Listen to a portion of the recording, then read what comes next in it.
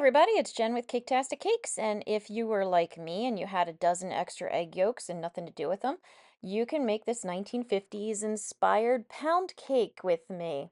And if I use any tools or supplies that you could use, check the link in the description. It has my Amazon link and it'll be able to help you out.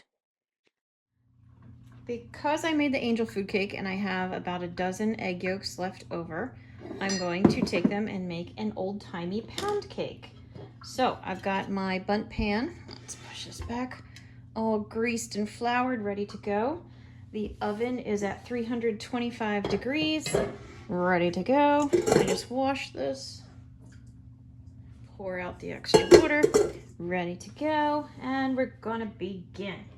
So I've got 2 cups of butter softened, or excuse me, 1 cup of butter, 2 sticks of butter softened to the point where it's actually a little bit, I melted it a little bit. Whoopsie daisy, it happens, but it'll be all right because it's not too bad. If you have like running liquid, that's not so good, but this should be okay. I'm going with it anyway. It is just very softened, and I'm going to add to it 1 3/4 cup of just granulated sugar. So already we're off to a banging start. Lots of butter, lots of sugar, cream it together. This is going to take about 4 minutes, so I will be back. Okay, this mixed for a couple minutes. You can see it's nice and creamy and fluffy and lighter in color, but it's still very grainy. The sugar hasn't completely dissolved into it yet. It's maybe halfway there, so I'm just gonna scrape the sides and keep going. All right, this is certainly good enough. Oh, actually, that is very good. It's not nearly gritty like it was before.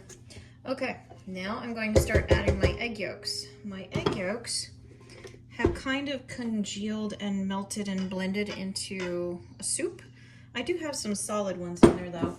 So the idea is I'm going to add 1 at a time, 1 egg yolk at a time, mix it in completely, and then move on to the next. I'll just do the best I can. Okay, and there's, I'm gonna say about a tablespoon or 1 scoop is an egg yolk. At this point, I'm just killing them all. Oh, I got one. Ha ha ha. There's another one. If I could pick up the whole egg yolk, I feel like I won. And it does not take long for them to mix in. Yeah, this is just soupy egg yolk surprise. Oh, here's one.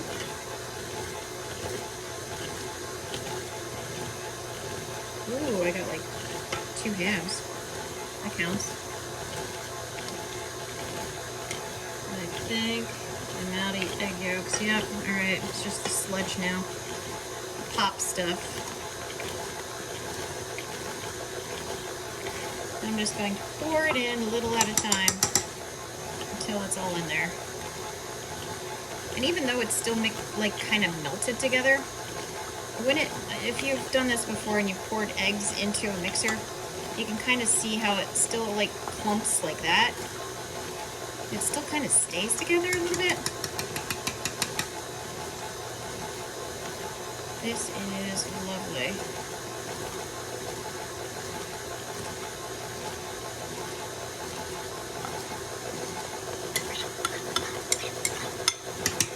Okay. I'm going to give it a scrape. We are scraping and scraping. Mix it some more. Now, if I had any orange or lemon zest, you could add this here if you want to. You would add about, I don't know, a tablespoon or 2. Like the zest of 1 orange or 1 lemon. I don't have it, so I'm just sticking with the extract. I'm going to add 2 teaspoons of vanilla extract, and this is my homemade stuff. Highly recommend. If you can afford the initial cost of it, highly recommend you make your own. Okay, Okay, I have now your 2 cups of flour. You can use 2 cups of cake flour if you have it. I don't keep cake flour on hand. I make too many different things to make it worthwhile for me. So I did 1 3/4 cups of regular all-purpose flour and then 1/4 cup of cornstarch. So that gets me my 2 cups total. And then I sifted and whisked it together to blend them. So I basically made my own. Now I'm going to add, I've got 1/4 cup of milk here at room temperature, milk, cream, whatever you got. I'm going to add some cake flour, a dash of milk when it gets too thick, back and forth until they're both used up. So let's do it.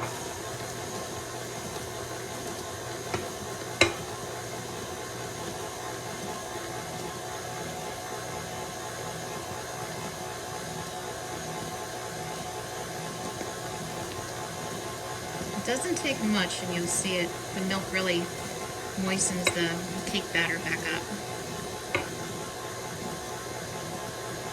Don't add too much flour mixture at a time, or cake flour, whatever you got going on.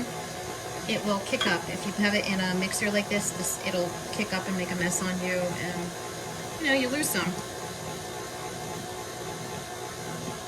I'm kind of pushing it here. It's kicking up high on the sides, but it's not actually coming out.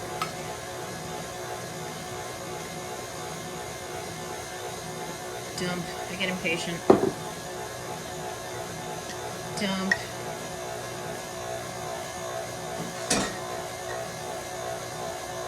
Just a few minutes of mixing here.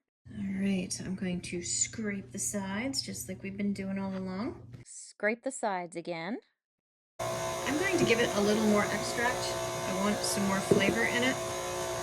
I tasted it, the bit that I got on my finger, and it's very good, but I would like more flavor out of it. So I'm going to give it a 1/3 teaspoon of vanilla, and I'm going to give it a 1/4 teaspoon of orange extract. Because now it might be an orange pound cake. So I'm just going to do a 1/4 teaspoon. The citrus ones tend to go a long way, so we'll see. More scraping and remixing. All right, that's it. That's all she wrote. As promised, going in. Carefully pour your batter. Okay, into the oven it goes. Just kidding, not like this.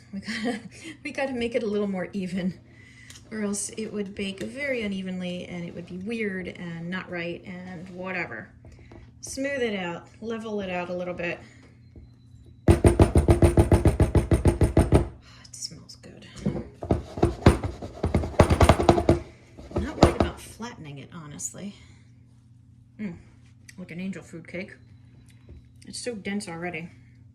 But here we go for an hour at 325. Now, after it's sat in the pan for like 10 minutes or so, you can turn it out on your cooling sheet to let it cool completely, and it is done. It is so rich, very good, nice and moist, delicious, delicious cake. So I hope you found this video helpful. Please like and subscribe because it helps me out as well. I've got a ton of other videos out there, all different kinds of cakes, cookies, pies, you name it, as well as cake decorations, so be sure to check those out. And as always, thanks for watching Caketastic Cakes.